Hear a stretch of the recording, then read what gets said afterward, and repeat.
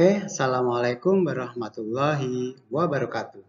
Bertemu lagi bersama Pak Anwar dalam pembelajaran muatan bahasa Indonesia kelas 5. Kali ini kita akan membahas bagaimana menyajikan informasi penting dalam bentuk peta pikiran dan tabel. Dulu ketika kelas 4 kita juga sudah membahas tentang bagaimana cara membuat peta pikiran. Kita di kelas 5 ini juga akan membuat peta pikiran berdasarkan informasi penting dalam teks bacaan. Oke? Sebelum pembelajaran, marilah kita berdoa terlebih dahulu. A'udzubillahi minasyaitonirrajim. Bismillahirrahmanirrahim. Raditu billahi robba wa bil islami dina wa bi Muhammadin nabiyya wa rasula. Rabbi zidni ilma warzuqni fahma. Amin.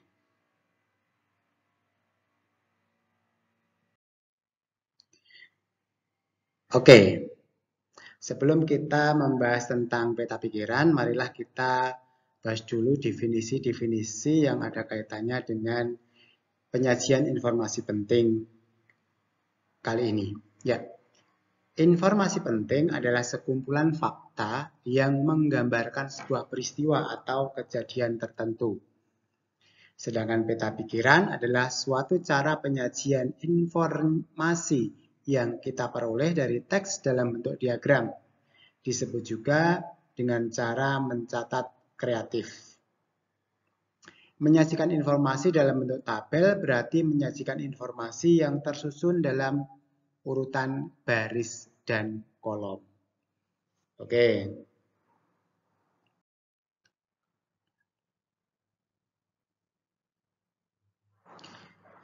Untuk mencari informasi penting pada teks dapat menggunakan pertanyaan-pertanyaan yang menggunakan kata tanya adik Simba. Jadi, dengan menggunakan pertanyaan-pertanyaan kalimat tanya, kita dapat menggali informasi penting dalam sebuah teks bacaan.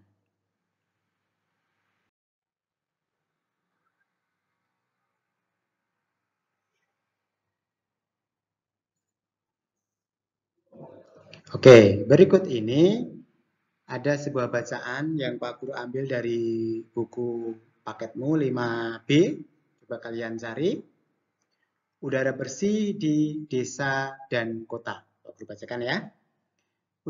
Udara bersih memang sangat menyegarkan.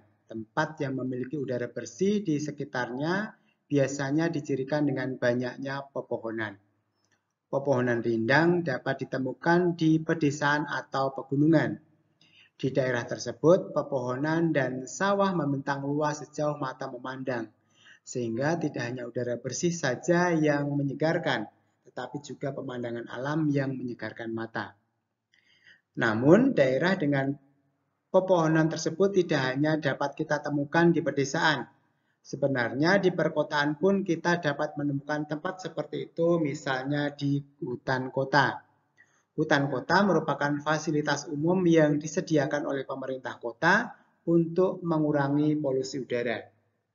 Warga yang tinggal di kota juga dapat menikmati udara bersih di tengah-tengah kepadatan aktivitas kota yang pada umumnya menghasilkan polusi atau udara kotor. Oke, dari teks ini kita dapat mencari informasi-informasi penting dari teks dengan cara membuat pertanyaan-pertanyaan berdasarkan informasi yang ada di dalam teks.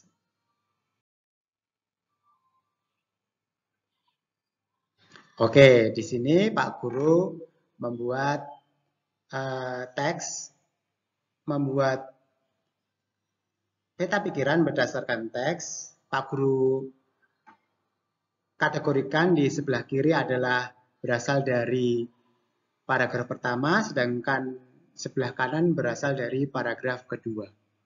Di sini ada pertanyaan bagaimana kondisi tempat yang memiliki udara bersih. Jawabannya adalah kondisi tempat yang memiliki udara bersih biasanya banyak pepohonan.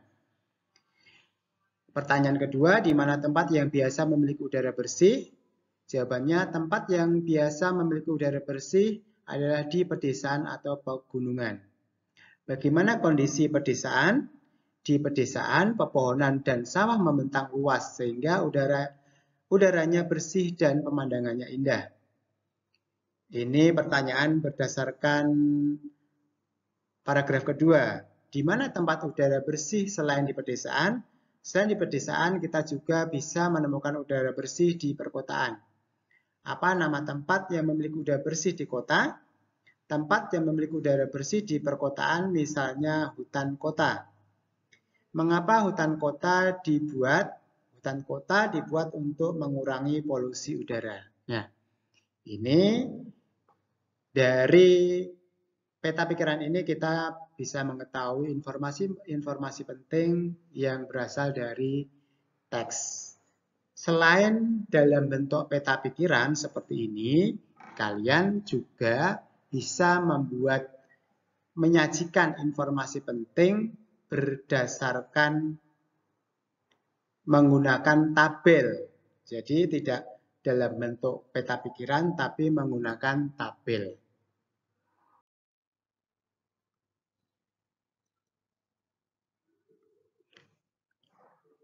Oke, berikut ini ada sebuah bacaan dari bukumu halaman 40 kalau nggak salah. Coba kalian cari yang berjudul Gangguan Pernapasan. Oke, Pak Guru bacakan. Dari teks ini nanti kita akan mencoba menyajikan informasi penting dalam bentuk tabel. Influenza dan asma merupakan dua jenis gangguan pernapasan yang sudah tidak asing lagi. Influenza atau biasa disebut flu merupakan radang selaput lendir pada rongga hidung yang disebabkan oleh virus yang menyerang saluran pernapasan. Flu memang menular dari satu individu ke individu lain melalui udara. Gejala awal flu biasanya berupa demam, nyeri, bersin-bersin hingga hidung tersumbat. Gangguan pernapasan ini pada umumnya disebabkan oleh faktor lingkungan, misalnya perubahan cuaca atau kondisi lingkungan yang terdapat banyak virus influenza. Paragraf 2. Asma merupakan peradangan yang terjadi pada saluran pernapasan dengan ditandai gejala yang bervariasi dari berulang dan berulang berupa penyumbatan saluran napas. Gejala umum terjadi adalah batuk, sesak napas, dan dada terasa berat. Gangguan pernapasan ini disebabkan oleh dua faktor, yaitu faktor keturunan dan faktor lingkungan. Faktor keturunan berkaitan dengan pengidap gangguan pernapasan yang sama dalam silsilah keluarga. Di sisi lain, faktor lingkungan disebabkan kualitas udara yang buruk akibat polusi.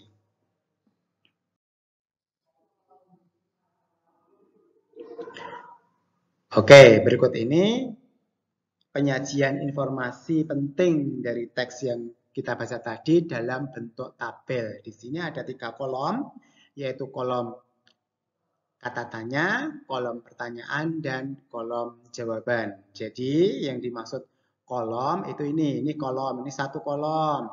Ini kolom kedua dan ini kolom ketiga. Sedangkan yang dimaksud baris itu adalah ini.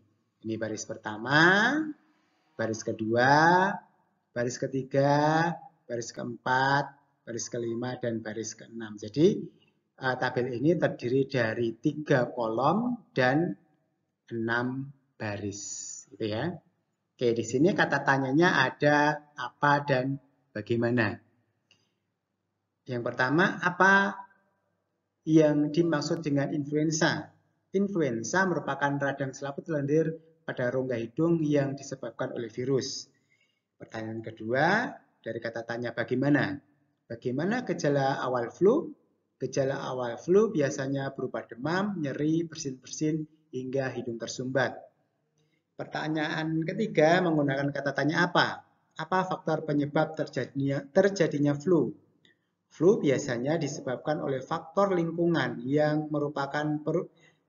berupa perubahan cuaca atau kondisi lingkungan yang terdapat banyak virus influenza. Berikutnya, kata tanya apa? Apa yang dimaksud dengan asma? Asma merupakan peradangan yang terjadi pada saluran pernapasan dengan ditandai gejala yang bervariasi dan berulang berupa penyumbatan saluran napas. Berikutnya menggunakan kata bagaimana lagi. Bagaimana gejala umum dari asma? Gejala umum asma berupa batuk, sesak napas, dada terasa berat. Berikutnya yang terakhir, apa faktor penyebab terjadinya asma? Asma disebabkan oleh dua faktor yaitu keturunan dan lingkungan. Oke, dari pertanyaan-pertanyaan ini memang Pak Guru kategorikan di sini berdasarkan urutan paragraf.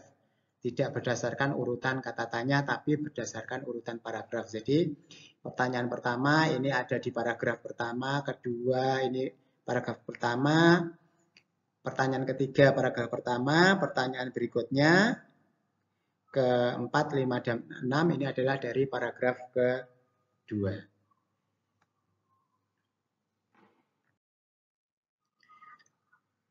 Oke, demikian tadi pembahasan tentang bagaimana cara menyajikan informasi dari teks dalam bentuk peta pikiran dan tabel.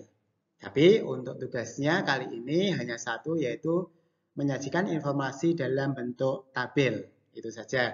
Yang peta pikiran tidak, tapi hanya menyajikan informasi dalam bentuk tabel. Silakan nanti kerjakan dan kemudian jangan lupa untuk dikumpulkan segera. Oke, Pak Guru cukupkan sekian. Wassalamualaikum warahmatullahi wabarakatuh.